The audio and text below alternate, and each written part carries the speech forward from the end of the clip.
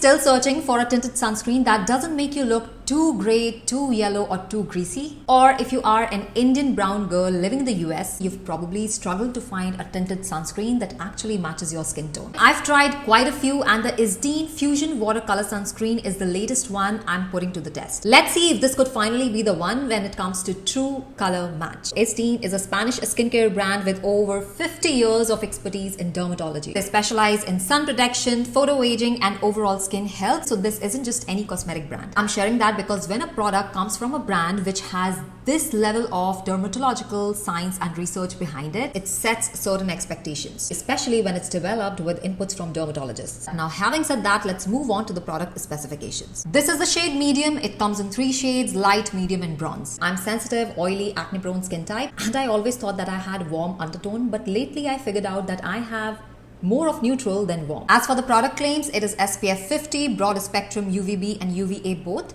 It also says it does not irritate eyes, and we will come back to this point. It controls oil production, so well suited for oily skin types and is tolerated by most skin types. So now let's move on to the actual demo. Texture wise, it has a watery texture. It's runny. It initially feels lightweight. So now when it comes to blendability, things take a slightly different tone. As you start applying it, you will notice it takes a bit of effort to blend out completely. You really have to work it in to avoid any visible streak. I've seen this with almost every tinted sunscreen I've tried so far, and this one is no different. So yes, blending is definitely something you need to be mindful of to get an even natural finish.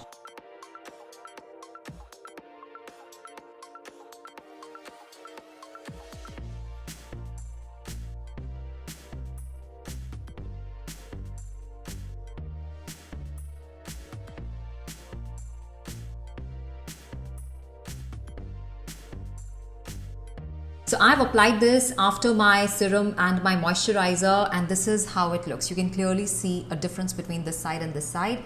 Also, I've updated my ISO setting. I thought it was too bright earlier.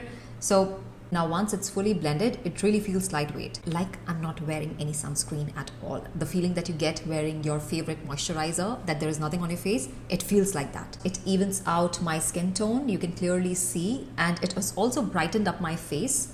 Like a soft radiant finish. There is a slight, very slight gray cast, which you can probably see. It's very minimal, but it's noticeable to me. That said, for a tinted sunscreen, I feel this is a pretty close shade match. And honestly, that little bit of gray cast is something you notice because you know your skin tone so well, you see it day in, day out.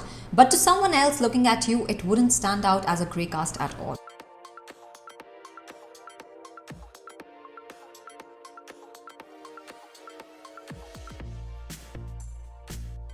It also has a very faint scent. It's not overpowering though, but it's definitely there. And frankly speaking, a low-key fragrance I don't mind in my skincare till the time it's not giving me any issues. Now let's talk about the eye stinging part. Oh my god, oh my god, oh my god, it stings, and it badly stings. The first couple of days I kept asking myself why, like why? It was really frustrating. Like the whole day I had watery eyes, I had to clean up every time. But now that I have figured out a way without applying it too close to my eyes, it's manageable. So while it's definitely an issue at first, it's something you can work around with a bit of technique. I'm just filling up my brows and would fill in my lips with a lip liner. That's how I look after doing my brows, mascara and lips only. It does give a soft radiant finish, but still you can see through the, the spots or any pigmentation on the skin.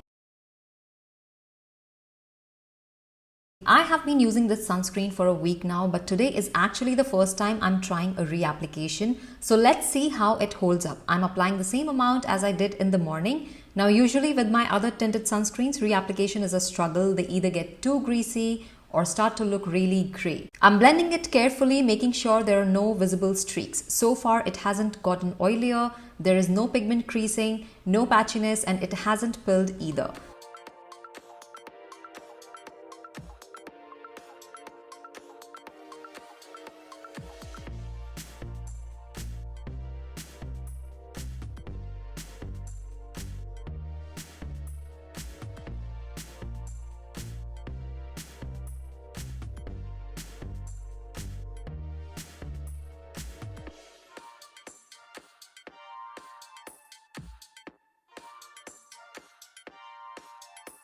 Now here I am with the second layer on, and honestly I'm surprised. It still looks the same as before. The grey tone hasn't intensified at all, which is rare with tinted sunscreens. I did a small touch up around my hairline and added a bit of color to my lips, and overall the finish looks flawless. I'm genuinely surprised at how well it layered. Here is a side-by-side comparison of how it looks after the first and the second layer.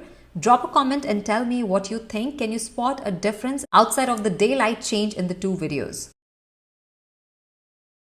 Final verdict, is this a brown skin friendly sunscreen? Here is my take after using it now for almost a week. If your skin tone is similar to mine, you can definitely go for it. It may not be the perfect shade match, but it's not that bad either. It's something I can easily wear throughout the day without it looking off, and that to me makes it totally wearable. If you have oily, acne-prone skin, then this is a great option because it is water-based and non-comedogenic and helps control oil throughout the day. It keeps your skin looking fresh and matte throughout the day without clogging pores and without causing breakouts. If you live in humid weather conditions, this sunscreen holds up really well. It's lightweight, keeps the shine away, and the best part, it doesn't feel like you're wearing sunscreen at all. It's also suitable for all skin types, including sensitive skin. The formula is gentle enough to work across different skin concerns without causing any irritation. And of course, if you're looking for a bit of a coverage without reaching for foundation, on days when you want to skip heavy makeup, this one is for you. It gives you just enough tint to even things out while still keeping it light and breathable.